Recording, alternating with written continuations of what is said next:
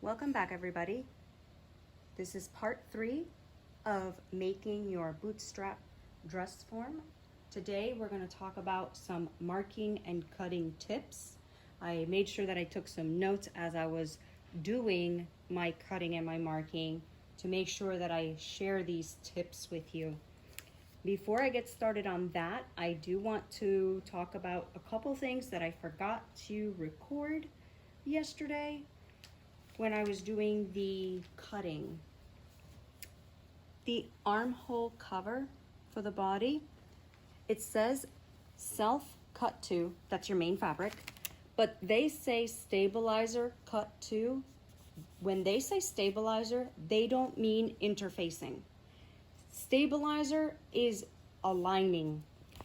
When you assemble your dress form, this is gonna go on the outside, and then you're gonna put the cardboard in, and then you're gonna use a piece of cotton fabric to enclose the cardboard.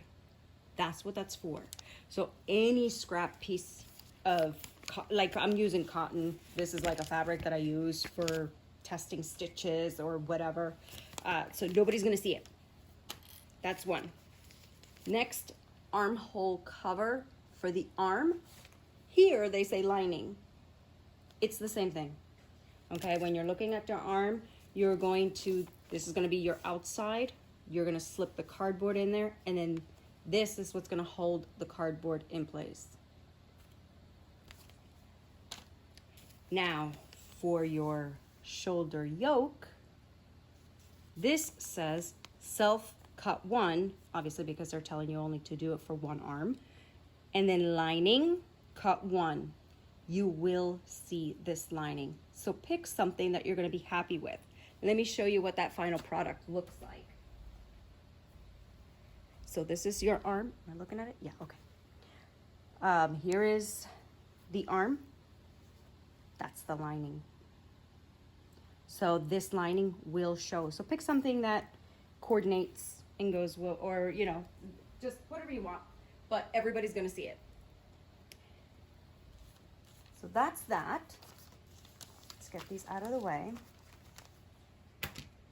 When we're talking about some of these markings on your dress form pattern, the notches and the markings don't always align. So when you're making your notches, make your notches. Then when you're making your markings, make your markings. There are few instances in the pattern where the two have nothing to do with one another. So there's that. Also, don't assume that any of the lines in your markings are straight. They are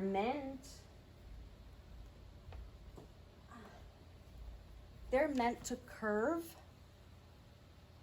as you go through. Okay, good. They're meant to curve. So on the paper, the beginning of your marking and the end of your marking might be a little tilted. They may have a little curve. So don't assume that they're straight. Don't take a ruler and go straight across. What I like to do is use a pattern tracing paper with a pattern tracing wheel, and I just follow along that line, regardless of whether or not it's straight. The other thing that I want to talk about is the arm dart. When you get to cutting piece 3, upper outer sleeve, it took me forever to figure out what in the world the instructions were trying to tell me to do here. What they want you to do is make a dart. So when you are marking this, I made all of my markings. So I have my back, here's a marking, one of the lines that they tell me to make. Then I flip it over, and on the back, I marked that dart. So when I'm sewing this later, and I put this together, I actually have a line to follow. So don't mark it in the front. It's not going to help you. Mark it on the back. So the way I did that, because you're doing a front and a back, I overlaid it this way, did all my markings around, and then flip this over. Oh, sorry, grab the other one, and then do it there. Because then once you use the tracing wheel, it scores the back. So then you have the lines to follow. So again, then I just flip it over and make my mark. So always do the front first. Your little tracing wheel will score the paper, and then that way you can just flip it over and then follow those same markings. So that's that on the upper outer sleeve. What else did I want to talk about? The pipe sleeve. Okay. So our wonderful pipe sleeve. This one, I did use a ruler to draw the markings. A couple of things that I at first didn't know that I had to do. So when you're looking at here, when you're making your markings, mark from this line over and then down. So over and then down. Then you can go ahead and mark on your pipe sleeve fabric whichever line it is that you need to use depending on the size of your post. So what I did, I measured my seam allowance, which is 3/8 of an inch. Then I took a ruler, because this one is actually straight, and then my heat erasable pen, and then I just drew a line straight down. Now I pinned it, and this is why Victoria's off her post. I pinned it because I wanted to make sure before I start sewing and while I'm in cutting mode that this was going to fit. So I pinned it to simulate my stitching. Boom, perfect fit. So now I know that the inside, once this is all said and done and it's all put together, that it's actually gonna slide over my post.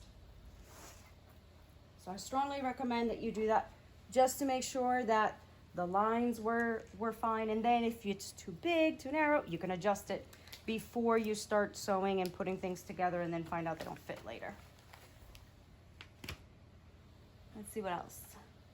Ah, yes. Sometimes the markings that you have to make on your fabric are really close to the dash lines of where you put your pattern together. So let's look at the neck top. There's actually dash marks in here. Oh, I can't see it really well. Oh man. This is what I mean about the dash marks. Okay. So these dash marks actually cross and they just basically go right over the markings that I need. But if you take a close look, see that horizontal line? That's your indication that, oh, wait a minute, there's actually a marking there. It's just obfuscated by the dashes. So when you're taking your time looking at your pattern, if you notice any random lines like that, and it happens to be across a dash mark, that's what it is. So go ahead and make your marking. The last thing that I wanted to share with you is on the front and back base support covers. They're pieces 12 and 13. Yesterday when we were messing with the pipe sleeve, I completely forgot to have you guys edit the base support cover just to make sure that it would fit over the post, right? Because we made the pipe sleeve bigger, but this bottom piece that actually supports your dress form, this here actually needs to be widened also. Easy fix. I have my 7 centimeter diameter pole. So all I did when I was cutting is I cut out the seam allowance. And that just happened to be the perfect amount. The 3/8 of an inch from each side.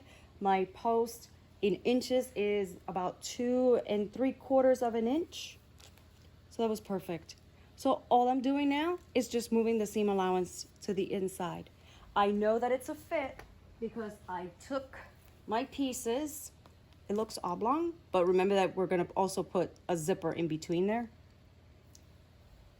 But when I put it over, I know I can see that it's gonna slide up and down without any problems. Other than that, I only have the sponge to cut out and the cardboard pieces to cut out. So I am gonna show you real quick the type of cardboards that I'm gonna use. I'm gonna use a trusty Amazon box. So just, this is gonna be plenty for the arms. You don't wanna use something super thick because then when you attach your arms to your dress form, they're gonna be too far apart from each other. However, for the base support for the bottom of the box, I'm gonna use the thickest cardboard that I can get my hands on. Let me show you the difference again. So this is what I'm gonna use for the bottom, and that's gonna be for the top. There you go.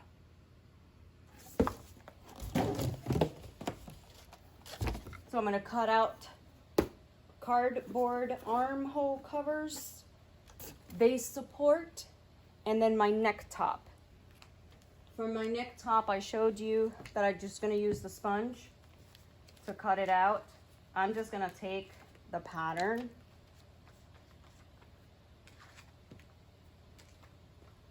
and stick pins on it. Use a blade to kind of score it, and then just go around with scissors. It's gonna be fine because when you stuff it into your neck, I have to keep looking to make sure I'm showing you guys. Okay. When you stuff it in here, it's gonna kind of crunch in anyhow. So all those little jagged edges is not gonna make a difference. I think that's it for today. Yeah, so it is Sunday. That means work tomorrow through Friday. And I'm just going to do a little stitching, little at a time, as my time allows during the week. If there is something notable or something that I know is tricky, I will go ahead and make a video. Or when I reach a major milestone and it's exciting to see the dress form taking shape. And that's it. Have a great evening.